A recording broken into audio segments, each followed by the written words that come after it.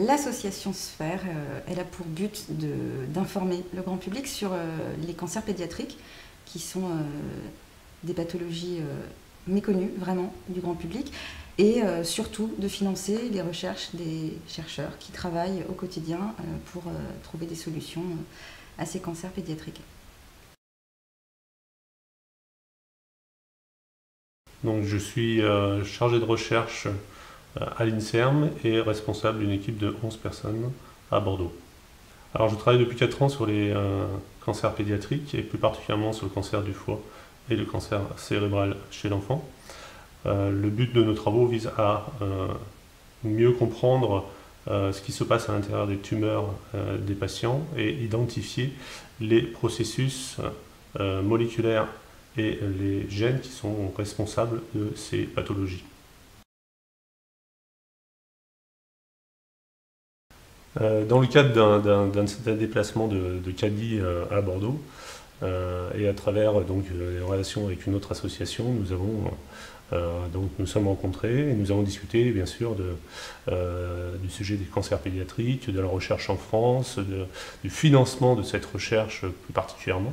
Et on est tombé d'accord pour se dire qu'il y avait peut-être moyen de faire quelque chose et en particulier de monter une association afin de sensibiliser le grand public à cette cause et ainsi récolter des fonds qui puissent nous permettre d'avancer et d'amener des solutions thérapeutiques un jour aux enfants qui sont atteints de ce type de pathologie. Oui, ça s'est précisé en juin dernier, je crois. Hein. Il était venu avec 2-3 de tes post-doctorantes. Et en faisant la rencontre voilà, de Christophe et de deux personnes de son équipe, ça nous a encore plus confortés dans l'idée qu'on avait vraiment des choses à faire ensemble.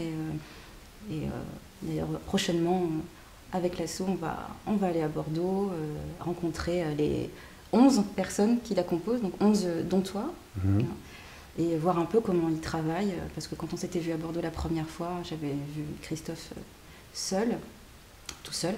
Et là, voilà, c'est la prochaine étape. Alors pourquoi un engagement aussi fort? C'est parce qu'en fait, tout simplement, avec Vanessa et Tom, on a décidé de focaliser vraiment notre attention, nous, sur les travaux de Christophe à Bordeaux. Et quand on en a parlé ensemble, ils m'ont demandé si j'étais d'accord pour assurer la présidence et j'ai dit oui, tout simplement.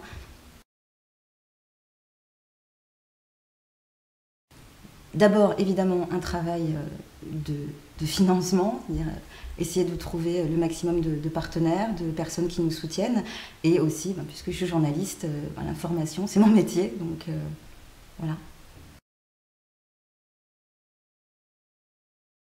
Alors les parents pauvres, je dirais plutôt que c'est un domaine de recherche qui est un petit peu délaissé. Alors il y a peut-être plusieurs raisons. La première, c'est qu'il est difficile d'avoir accès aux échantillons biologiques. La deuxième, c'est que assez peu d'étudiants ou de chercheurs sont sensibilisés ou informés sur ce type de cancer. Peut-être la troisième, c'est qu'il y a un désengagement aussi des industries pharmaceutiques du fait que ce sont des maladies pour lesquelles il n'y a pas de retour économique puisque ce sont des maladies rares. D'abord, on va nourrir le site et informer et trouver voilà, les partenaires qui pourront nous soutenir pour aller au bout et pouvoir donner plus de moyens humains et financiers pour qu'ils puissent travailler plus efficacement. J'ai envie de vous dire forcément de financement parce que au-delà de l'information, c'est ce dont on a besoin. Le nerf de la guerre, c'est l'argent. Donc il faut avoir des financements pour pouvoir engager des gens, réaliser des expériences, faire des analyses, ça prend du temps et on peut espérer qu'avec plus de moyens, on avancera plus vite et on aura des solutions plus rapidement pour les enfants.